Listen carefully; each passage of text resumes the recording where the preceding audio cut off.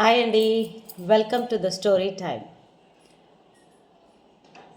ఇవాళ మనము ఒక డిఫరెంట్ వ్యూలో నార్మల్ లైఫ్ని చూద్దాం. జీవితం మనిషిది సాగుతూనే ఉంది.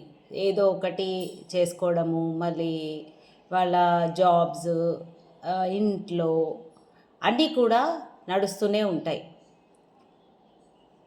కానీ మనం మారాలి అన్న అప్పుడే మన లైఫ్ కూడా మారుతుంది.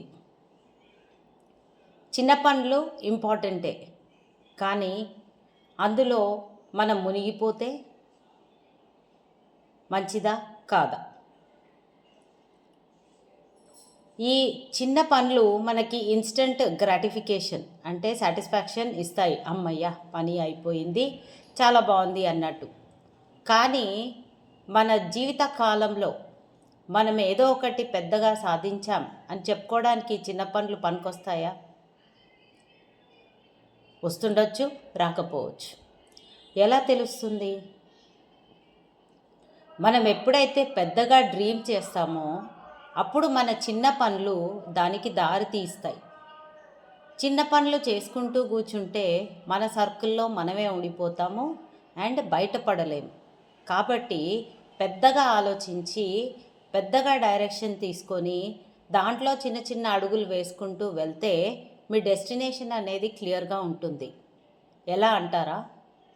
ఇప్పుడు అడవిలో ఎలకలు ఉన్నాయి, ఎలకలు తిరుగుతూ ఉన్నాయి.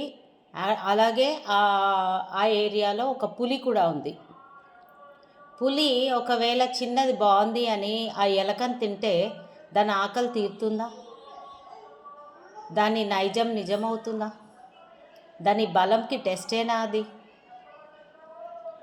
అదే ఒక పెద్ద జింక ఉందనుకోండి, మొగ జింక, అది ఎంత ఫాస్ట్గా పరిగెడుతుంది. దాని ప్రాణాన్ని కాపాడుకోవడానికి ఎంతటి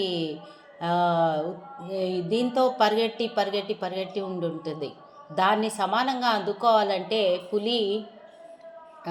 సింహం ఎంత ఫాస్ట్గా పరిగెట్టాలి. అడవికి రాజు అది. సో ఆ స్కిల్స్ అన్నీ కూడా దాన్ని చంపటము, ఆ మీట్ని, ఆ మాంసాన్ని తన వారితో షేర్ చేసుకోవడంలోనే ఆ పెద్ద ఉద్దేశం ఉంది. అదే ఎలకలు తినుకుంటూ కూర్చుంది అనుకోండి, దాని ఆకలి తీరదు, దానికి పక్కన ఉన్న మిగతా సింహాలకు కూడా అది భోజనం ఏర్పాటు చెయ్యలేదు. మన జీవితం కూడా అలాంటిదే.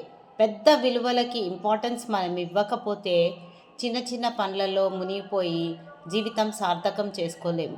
మళ్ళీ ఇంకా జీవితాలు